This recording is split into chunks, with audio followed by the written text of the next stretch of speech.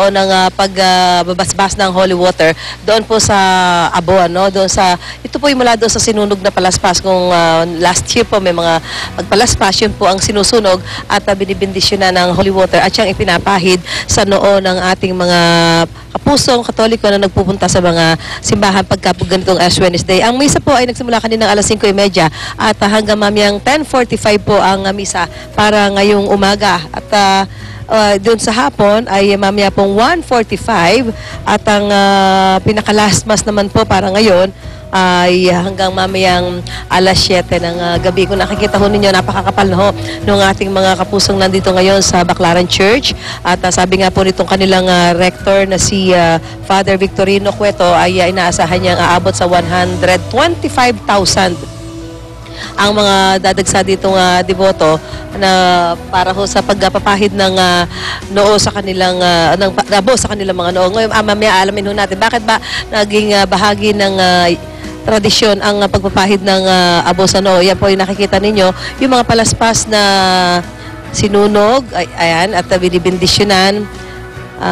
Pagkatapos po niyan ay nilalagyan po yan ng holy water para maipahid sa noo ng ating mga kapusong Katoliko na dumadagsa sa simbahan kapag sumasapit na po ang Ash Wednesday na siyang simula ng Kwaresma, yung pong pagpasok ng Holy Week. So kanina pa pong bago mag alas 5:30 ay nagsimula ng dumagsa ang ating mga kapuso. Kaya po dito sa Baclaran Church ay talagang napakarami na ho ng ating mga kapuso na naghihintay para doon sa pagpapahid ng abo sa kanilang noo. Yan, yung nakikita ho natin, ilang pila ho yung nanditong mga kapuso natin para doon sa paghihintay nila sa pagpahid ng abo sa kanilang noo katapos itong gagawing communion. Yun po ay bahagi pa rin ng mga programang inihanda dito sa Baclaran Church. Ang Baclaran Church ay talagang dinadagsa po ng ating mga kapuso pag-araw ho ng Miyerkules dahil may mga deboto ng ating Mother of Perpetual Help. Pero ngayon, mas dumami yung mga kababayan natin na nagpunta rito dahil nga po sa bukod sa Baclaran Day o yung Our Mother of Perpetual Help ay simula pa rin po ng Ash Wednesday ang simula ng paggunita sa Kwaresma. So mamaya pagbabalik ho natin ay makakasama ho natin si Father Victorino Cueto na siya pong nangunguna dito sa mga misa na gaganapin dito sa Baclaran Church. Mula po rito, back to studio po tayo.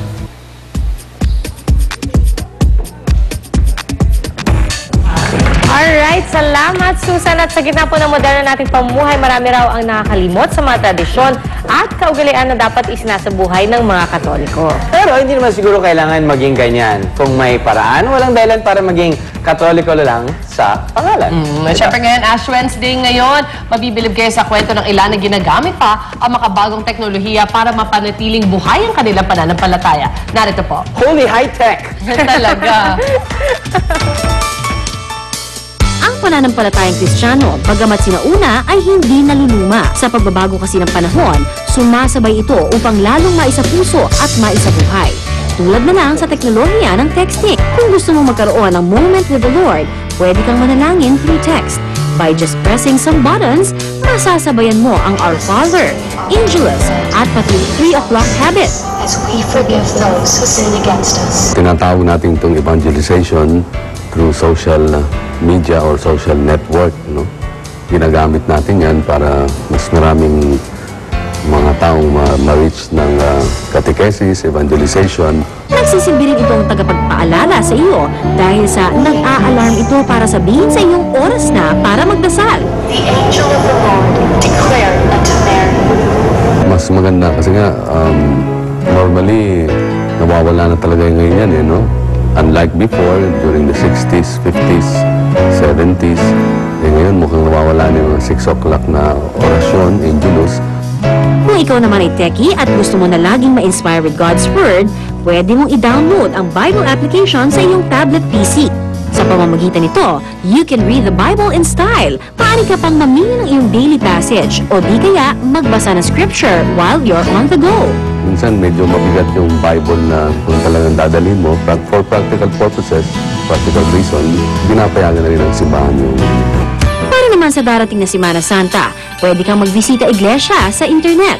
Menos gastos ito dahil in one sitting, pwede ka nang mag-ikot sa iba't ibang simbahan. Tampok dito ang 7 sa pinaka-dinarayong simbahan sa Pilipinas, tulad ng Manila Cathedral, Simbahan ng Quiapo, at Baclaran Church.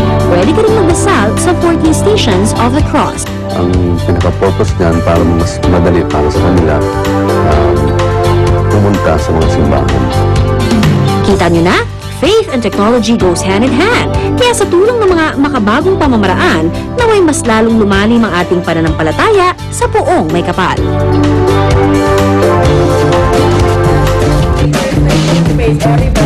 Hello! Welcome back mga kapuso. Okay, alam na po natin na Ash Wednesday ngayon, which means magsisimula na po ang Lenten season. Ngayon, pag Lenten season, mga Katoliko po ay nagsasakripisyo ng kanilang kinakain, particularly pag Fridays, di sila kumakain ng meat. Pero hindi na po ibig sabihin nito isasakripisyo na ang lasa. Kaya para dyan, kasama po natin si Chef Pierre Ivan Tan. Good morning, Chef. Good morning. How are you? I'm good, thank you. So, ano po ang lulutuin natin ngayon, Chef? Lulutuin natin today is steamed tilapia a la Bicol Express and bangus patty with papaya soup. Oh, very, very healthy. Okay, you mentioned tilapia. Kasi tilapia talaga mas mura. Tilapia and bangus actually since sila ay isdang tabang. Tama ba Yes, yun? yes. Tabang. So, mas mura sila kaysa dun sa isdang alat, di ba? Yes. Okay, so what do we do? Unang gagawin natin, kukunin natin yung tilapia. Pwedeng whole tilapia, hindi naman necessarily kailangan fillet. Finilay ko lang for convenience. Okay. And then season with salt, a little bit of pepper. Ang sarap ng tilapia. Ang bilis siya lutuin, no? Mm. Tsaka ang bilis siya magkaroon ng maging mas malasa siya. Tapos, pwede natin lalagay natin yung wansoy. Aha. Lalagay natin yung lime. Lime. And then, lalagay rin natin tong asin. Sabi ni attorney, that's a lot of lime. She's gonna cook. Paminta. She's a famous chef Tapos, here. Okay. lalagyan natin ng bawang. Bawang and ginger. Ginger. Yeah, wow. Okay.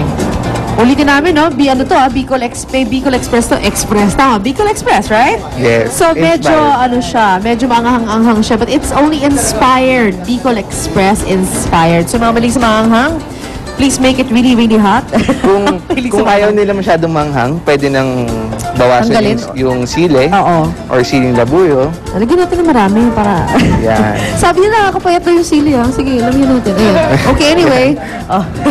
Tapos niyan, lalagay lang natin sa banana leaf. Aha. Tapos, lalagyan natin ng konting gata. Okay. Dahil mong gata, ah. Yon. So, konti And lang. then, i-wrap lang natin siya. Yun lang yun? Yun lang yun. Yun lang yun, chef? Lalagyan na natin ng konting patis Aha. para Para mas malasa siya. Kasi Mas pag may patis, malasa. di mo na kailangan talaga a lot of things on it. Yeah, there you go, Yes. patis. hindi ko na masyado lalagyan ng pepper kasi maanghang na yung ano. Okay, so Tapos yan. yan, i-wrap lang I-wrap natin. lang. At kanina po nagluto na si Chef for us. At yan po ang nilalasap at lalasapin, ninanamnam ng ating mga kapusong si Attorney Gabby Concepcion tsaka si Luan na parehong magaling magluto.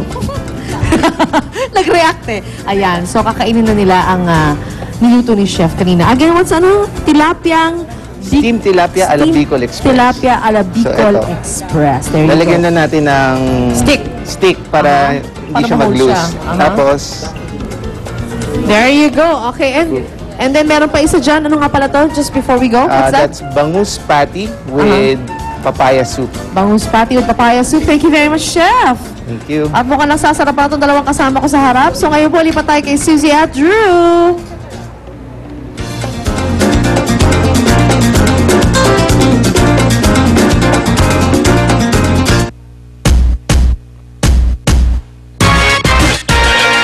Alright. Ano pala ginagawa ni Attorney Gabby dito after nung segment niya? Actually, kumakain lang. Kumakain lang siya. Kaya, ganun naman talaga.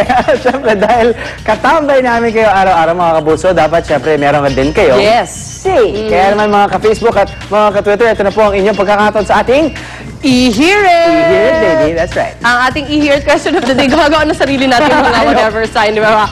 Bukod sa pagkain ng karne, ano pa ang ibang isasakripisyo mo ngayong Lenten season? Kaya mag-post na ng inyong comments sa aming Facebook page o i-like nyo ang ating Unang Hirit fan page. I-search nyo lang ang Unang Hirit official fan page sa Facebook. That's right. Sa Twitter man, mag-DM o direct message kayo o mag-reply sa aming account na Unang Hirit or sa Twitter account ko, /Drew Aureliano. There you At go. pag nagka-Twitter account ako, I'll let you guys know. Yeah! Kaya, ihirit nyo na! Ano ba? Hirit ba? Hirit? Ihirit. Hirit yun na. We'll be back. Unang hirit, ang saya-saya. Unang hirit, unang hirit, unang hirit. Mangugulat ka. Unang. Tapat siya sa kanyang layunin. Ako nag-tip na may drug sa pabrikang pinapasukan namin. Tapat siya sa kanyang tungkulin. Salim siya rito sa Maynila. Siya ang vital witness sa kasong hawak. Nang sila'y pinagtagpo. Antipa!